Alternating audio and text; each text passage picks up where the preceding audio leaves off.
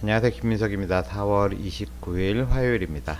저희 병원이 이제 화요일 날 조금 일이 적습니다. 그래서 일 빨리 마치고 지금 이제 유튜브를 켰습니다. 어저께는 이제 수원 화성이라는 데를 가봤습니다. 한번 가보고 싶었는데 어제 마침 기회가 돼서 그 행궁동이라는 데를 갔는데요. 그 행리단길이라고 이렇게 잘 조성이 돼 있더라고요. 정조 때 그 쌓았다는 그 수원 화성 이제 처음으로 성벽도 올라가 보고 또 예쁜 연못도 있고 그래서 아주 좋은 시간이었습니다. 이번 주말에 특별히 가실 곳 없는 분들은 기차 타고 또는 지하철 타고 수원 화성 한 번씩 가보시면 좋을 것 같습니다. 요즘에 그 해외여행 가시는 분들이 많잖아요. 특히 이제 5월달에 5월 1일부터 해서 2일날 하루 휴가를 내면 6일까지 쭉 연휴가 있고 또 가정의 달이기도 하고 그래서 아마 해외여행 계획하시는 분들이 많으실 텐데요. 보통 일본이나 뭐 동남아나 이렇게 가까운 곳은 시차가 이제 1시간, 2시간 뭐 그 정도밖에 나지 않기 때문에 그렇게 뭐 힘든지를 모르고 특히 뭐 일본은 저희하고 뭐 시차가 똑같으니까 시차 적응에 큰 문제가 없고 중국은 이제 1시간이고 이제 베트남이나 뭐 이런 쪽은 2시간이니까요. 그리고 또 서쪽으로 가기 때문에 그렇게 크게 어렵지가 않은데 미국으로 가시거나 뭐 하와이를 가시거나 또는 뭐 유럽 뭐 이런 쪽으로 여행을 가시게 되면 이제 처음 여행 며칠 동안은 시차 적응에 굉장히 그 힘이 듭니다. 하여튼 미국을 가면 특히 더 힘들거든요. 그건 이제 미국 사람들도 마찬가지인데 이제 동쪽으로 가면 상당히 힘들고 서쪽으로 가면 그래도 좀 견딜만 하다. 그래서 이제 미국을 가게 되면 한국에서는 동쪽으로 가야 되잖아요. 비행기 타고. 그렇게 되면 이제 가서 굉장히 힘들고 그래서 이제 어느 정도 시차가 적응이 돼서 한국에 오면 이제 서쪽으로 오는 거잖아요. 그때는 그래도 조금 적응하기가 쉬운데 그 이유는 이제 동쪽으로 가게 되면요. 그 해는 이제 동쪽에서 서쪽으로 가는데 우리는 이제 동쪽으로 가게 되잖아요. 그러면은 이제 시간이 빨리 변하게 되는 겁니다. 그래서 그러니까 몸은 지금 오후나 뭐 아침인데 이제 거기 현지 시간이 이제 밤인 겁니다. 그러니까 이제 졸립지가 않은데 억지로 자야 되는 경우가 많거든요. 근데 이제 서쪽으로 가게 되면 우리가 유럽으로 가게 되면 이렇게 비행기를 타고 이제 해를 계속 따라가는 거잖아요. 그러니까 시간이 안 가는 거죠. 어떻게 보면 그러다 보니까 이제 가면 이제 몸은 졸리기는 한데 거기 가면 아직 잘 시간은 아닌 거거든요. 그렇지만 이제 조금 기다리면 이제 잘 시간이 되니까 이제 졸음을 참았다가 이제 자면 되는 겁니다. 이제 생각을 해보면 우리가 졸음을 참는 게 어려운지 아니면은 졸립지가 않은데 자는 게 어려운지 이렇게 생각을 해보시면 됩니다. 그래서 동쪽으로 가게 되면 우리가 전혀 몸이 졸립지가 않은데 생체 시간이 이제 전혀 잘 시간이 아닌데 거기는 이제 깜깜하니까 자라 그러는 거거든요. 그게 굉장히 힘든 겁니다. 우리가 불면증도 잠이 안 와서 문제인 거지. 우리가 뭐 잠을 자면 안 되는데 어떻게든 좀 참았다가 조금 있다 자는 거는 평상시에 많이 하는 일이잖아요. 그래서 동쪽으로 가는 게 훨씬 좀 어렵다고 많이들 경험을 하셨을 거예요. 그리고 뭐 이런 연구들은 꽤 많이 있습니다. 근데 이번에는 좀 특이하게 그 여행자들한테 다 스마트 링을 이제 끼운 다음에 그 여행 분석을 하게 된 겁니다. 그래서 우리 몸에 이렇게 반지를 하나 끼게 되면 자기 이제 위치가 다 파악이 되고요. 그 다음에 언제 잠자리에 누웠는지 뭐 고정이 되니까 자면서 많이 몸을 뒤척였는지 안 뒤척였는지 이런 걸 가지고 이 사람이 얕은 수면인지 깊은 수면인지 렘 수면인지 이런 걸 이제 분석할 수 있는 이제 장비들을 우리가 몸에 착용하고 이제 다니는 그런 웨어러블 시대잖아요. 이제 그런 거를 그 이용해서 연구를 한 거라서 한번 흥미로워서 찾아봤습니다. 같이 한번 보실까요? 블로그에 쓴 글을 한번 읽어보겠습니다. 여행은 끝났지만 뇌는 아직 비행 중입니다. 잠은 제자리로 돌아올 줄 압니다. 늘 자던 시간에 익숙한 리듬에 따라 조용히 찾아옵니다. 그런데 비행기를 한번 타면 잠이 길을 잃습니다. 몸은 도착했지만 잠은 아직 길을 헤매고 있습니다. 밤이 밤 같지 않고 낮에도 눈꺼풀이 무겁습니다. 시차는 말이 없습니다. 대신 매일 밤 뇌를 흔들어 깨웁니다. 아직 도착하지 않았다고. 연구진은 아주 많은 잠을 지켜봤습니다. 150만 개의 밤을 들여다봤고 6만 번의 여행을 분석했습니다. 여행 전에 사람들이 어떻게 자는지 살펴봤고 돌아온 뒤 잠이 어떻게 회복되는지도 추적했습니다. 결론은 간단합니다. 수면 시간은 금방 돌아옵니다. 하지만 잠의 흐름은 그렇지 않습니다. 밤마다 잠에서 깼고 낮에는 졸렸습니다. 익숙한 리듬으로 돌아오기까지 일주일 넘게 걸리는 사람도 있었습니다. 특히 동쪽으로 이동한 경우가 더 힘들었습니다. 하루가 짧아졌기 때문입니다. 흥미로운 건 나이였습니다. 젊은 사람일수록 시차에 더 취약했습니다. 20살은 60살보다 회복이 느렸습니다. 남녀 차이는 크지 않았습니다. 긴 여행은 방향에 상관없이 모두 힘들었습니다. 결국 사람은 어제처럼 자야 비로소 오늘을 시작할 수 있는 존재입니다. 빛을 보고 잠을 자고 일어나는 그 흐름이 깨지면 뇌는 혼란에 빠집니다. 마치 익숙한 골목이 사라진 동네를 걷는 것처럼 낯설고 불편해집니다. 하지만 희망은 있습니다. 이번 연구는 단순한 실험이 아니라 실제 사람들의 밤을 기록한 데이터입니다. 스마트링이 모은 기록은 말해줍니다. 언제 자고 얼마나 깨고 며칠 만에 돌아온지를 보여줍니다. 덕분에 우리는 비교할 수 있습니다. 나의 회복이 빠른지 느린지, 다음 여행에는 어떻게 준비해야 할지, 빛을 쬐는 시간, 멜라토닌 복용 시기, 모두 이제는 추측이 아니라 실험이 됩니다. 잠은 항상 우리 곁에 있습니다. 다만 여행을 마친 뒤에도 뇌가 진짜 도착할 때까지 기다려야 합니다. 길을 잃었던 밤은 결국 돌아옵니다. 그리고 뇌는 그 밤을 기억합니다. 네, 이렇게 블로그 글을 썼는데요. 블로그 글에서는 그냥 흥미를 유발하기 위해서 그렇게 썼기 때문에 자세한 논문 내용이 들어있지 않아서 한번 논문을 살펴보도록 하겠습니다. 네, 이 논문인데요. 이제 Insights about Travel Related Sleep Disruption from 1.5 million nights of data 라고 되어 있고요. 슬립이라는 저널에 실린 논문이고 1.5 밀리언이니까 150만 개의 밤을 그 데이터를 가지고 어떤 잠이 어떻게 회방이 됐는지 여행하고 관계돼서 그에 대한 인사이트를 보여주는 논문이고요. 네, 여기 초록이 있고 이제 여기 이제 그림이 있습니다. 그래서 PDF 파일이 제공이 됐기 때문에 이제 PDF 파일을 열어보면 어제 본 것 같이 이제 Accepted Manuscript라고만 되어 있고 아직까지는 그 정식 논문 출판본으로는 제공이 안 되고 있고요. 초록이 있고 이제 흥미로운 게 그래피컬 앱스트랙트라 그래서 이제 초록을 이제 그림으로 표현한 건데요. 이거는 논문 한번 읽어본 다음에 그림을 다시 한번 분석하는 걸로 하겠고요. 이 논문을 챗GPT로 한번 분석을 해보겠습니다. 그래서 이 논문을 일단 첨부하고 이 논문 최대한 길고 자세하게 설명해줘. 저는 보통 이렇게 얘기를 하는데요. 설명 한번 읽어보겠습니다. 이 논문은 전 세계적으로 증가하는 장거리 여행과 그로 인한 수면 교란 현상, 특히 시차 적응에 대해 지금까지 가장 대규모로 분석한 실사용자 기반 연구입니다. 예, 그러니까 실제로 어떤 임의적인 조작을 한 게 아니라 스마트링만 끼워놓고 데이터를 다 모아서 분석한 거라는 거고요.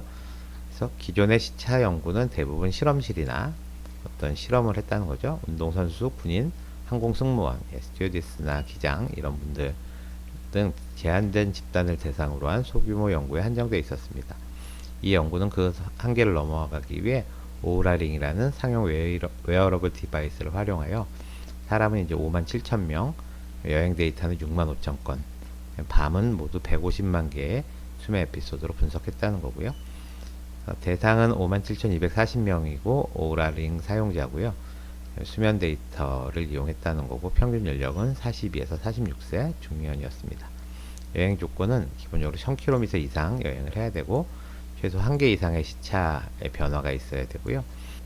이게 이제 미국이나 유럽 사람들을 대상으로 한 연구라서 북미 또는 유럽에서 출발한 그런 사람들만 대상으로 했다고 합니다. 그래서 기간은 여행 전후로 15일, 그래서 총 31일, 한 달 동안 여행을 분석한 거고요. 그러다 보니까 이제 사람은 57,000명이지만 모두 147만 회의 이제 수면을 분석하게 된 거고요. 측정한 것은 전체 수면 시간, 토탈 슬립 타임, 어저께 나왔었죠? 수면이 시작되는 시간, 슬립 온셋 타임이라고 하고, 기상 시간, 웨이크 타임, 수면 효율, 슬립 이피션시라 그래서 토탈 슬립 타임에서 우리가 입면 시간하고 중간에 깨는 시간 이걸 뺀 거라 그랬죠. 그래서 그 수면 효율, 수면 단계를 렘 슬립이냐, 넌 렘 슬립은 딥이나 라이트냐, 깊은 수면, 얕은 수면 두 개로 나눴고, 웨이크 애프터 슬립 온셋이라 그래서 왓소는 자다가 중간에 깨서 서성이는 시간 이런 것들을 다 분석을 했고요. 심박수, 체온, 호흡수 이런 것들도 링에서 다 측정이 되는 것 같습니다. 이런 것도 이제 포함을 했는데 뭐 결과에는 나와 있지는 않고요. 시차 변화량을 1개에서 3개라는 게 이제 3시간까지 시차가 나는 거는 쇼트립, 짧은 여행, 5시간에서 9시간까지 차이 나는 거는 롱트립 이렇게 이제 분석을 했다고 했고, 여행 방향을 동쪽, 그러니까 미국에서 출발해서 유럽으로 가는 거, 예, 동쪽이죠. 서쪽은 유럽에서 출발해서 미국 오는 거, 이걸 두 가지로 분석을 했고, 시간적 분석은 여행 당일을 전후로 해서 플러스 마이너스 15일까지 분석을 했다, 그런 뜻입니다. 핵심 결과를 보시면 여행 전날은 수면 시간이 30분에서 50분 정도 이제 토탈 슬립 타임이 줄어들었다는 거죠. 아무래도 전날은 이제 공항에도 가야 되고 또 떨리기도 하고 그러니까 특히 주는데, 미국 같은 경우에는 주로 서쪽으로 가는, 미국이나 유럽에서는 주로 서쪽으로 가는 여행은 아침 출발이 많다 그럽니다. 그래가지고 더 빨리 일어나야 되고, 동쪽으로 가는 롱트립, 그러니까 미국에서 유럽 가는 비행기는 대부분 밤에 출발한다 그래요. 그래서 이때는 뭐 수면 시간 감소가 뭐 심하진 않았다, 그런 내용이고요. 그다음에 이제 여행 당일하고 여행 직후, 그러니까 제로데이하고 원데이, 이때가 이제 가장 수면이 힘들잖아요. 특히 동쪽으로 길게 가게 되면 수면 시간이 이제 62분 감소하게 되고, 그 다음날은 그 전날 못 잤기 때문에 오히려 수면을 더 많이 하게 된다, 그 내용이고, 대부분 이제 여행하고 이틀째부터는 수면 시간이 처음 자던 시간만큼 회복된다. 그러니까 이제 6시간 주무시던 분은 이틀째부터는 6시간 주무시고, 8시간 원래 자던 사람은 8시간 잔다, 뭐 이런 내용이고, 그렇지만 이제 중요한 게 수면 시간이 회복되더라도 수면의 타이밍, 처음에 입면 시간하고 기상 시간, 이거는 최대 15일이 지나도 완전히 회복되지는 않는다, 그렇게 돼 있고요. 수면 구조도 이제 변하게 되는데, 렘 수면하고 깊은 수면이 감소합니다. 이거 어저께 배운 거죠.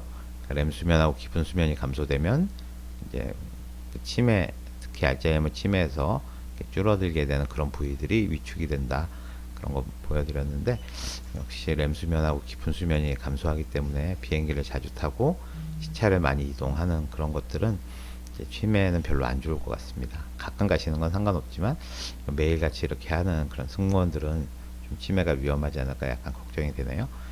각성하고 라이트 슬립은 증가한다.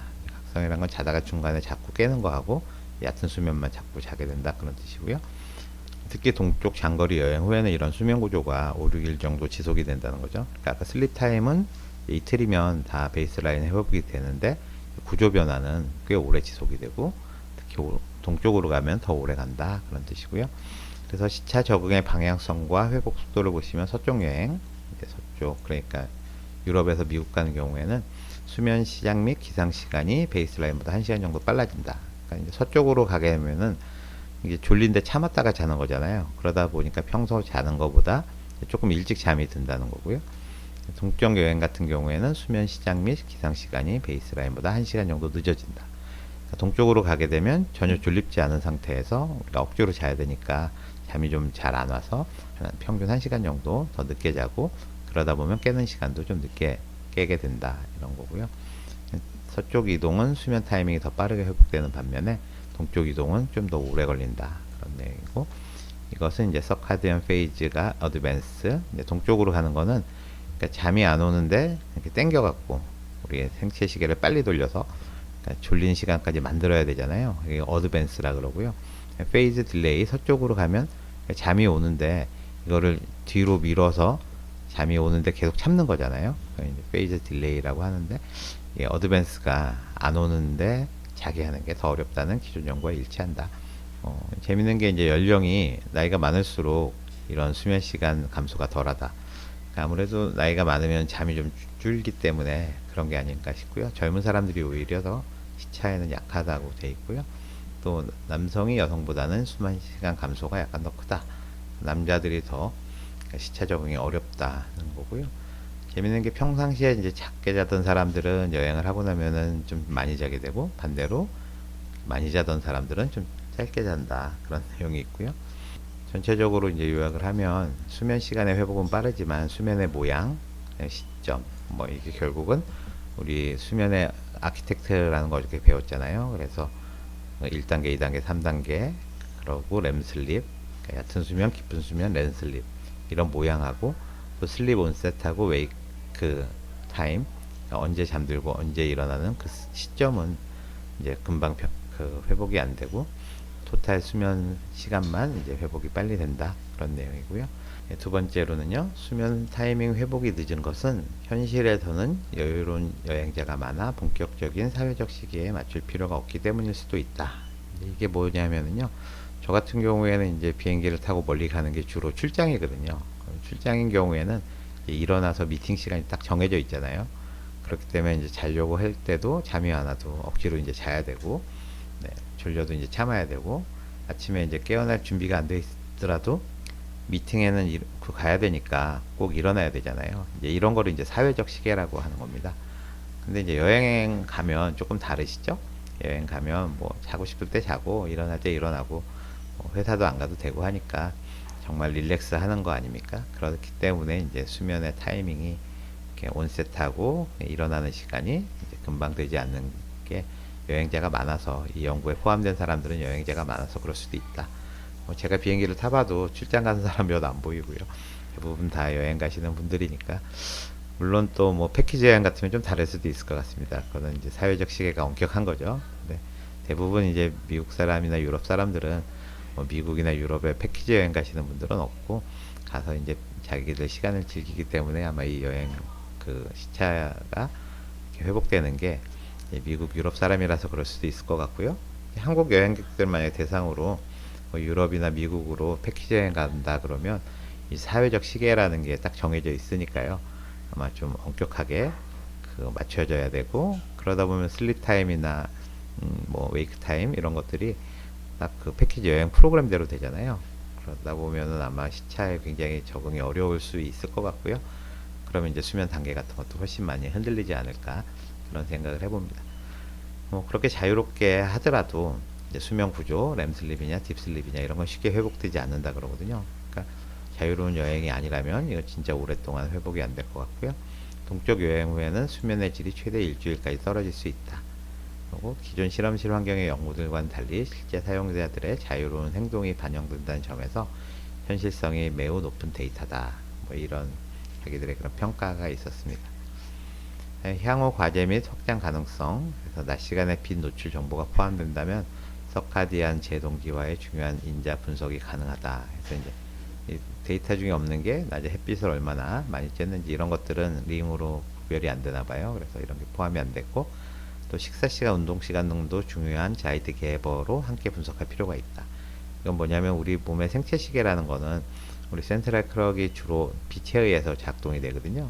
그러니까 낮하고 밤을 가리키는데, 우리 페리페럴 클럭이라 그래서 몸 안에는 그 간에서 우리가 밥을 언제 먹었는지, 이제 밥 먹는 거 아침, 점심, 저녁 이것도 중요한 시간이거든요. 그래서 해지면 몸에 안 좋은 게 센트럴 클럭하고 간에 있는 페리페럴 클럭이 서로 동조가 안 되기 때문에 해지면 밥 안 먹는 게 이제 좋다, 뭐 그런 거거든요. 또 이제 운동 시간도 기본적으로 낮에 많이 운동을 하잖아요. 그래서 근육에도 마찬가지로 생체 시계가 있는데 독일어로 생체 시계를 자이트 계버라고 합니다. 예, 그래서 이걸 같이 분석하면 더 좋을 것 같다 그런 거고, 클래스, 이코노미 클래스 타고 갔냐 비즈니스 클래스 타고 갔냐 이런 환경적인 요인도 수면 회복에 영향을 줄 수 있다. 비즈니스 타면 이제 편하게 누워서 담요 덮고 자면 되기 때문에 이제 제로데이에 이제 비행기 안에서 좀 편하게 자고 갈 수가 있는데, 이게 이제 이코노미는 앉아서 자야 되니까 좀 그런 것들도 영향을 줄 수 있다는 거고, 마지막으로 휴가냐 또는 출장이냐 이런 거 목적에 따라서도 수면 회복 패턴이 달라질 수 있고, 이제 휴가 여행이더라도 아까 제가 말씀드렸지만 자유 여행이냐 패키지 여행이냐에 따라서 많이 달라질 것 같습니다. 그래서 이제 예전에는 이제 논문을 이제 읽을 때 뭐 아주 예전에는 도서관 가서 이렇게 참고문헌 보고 이렇게 찾아가지고 복사해서 이렇게 줄쳐가면서 봤었고요.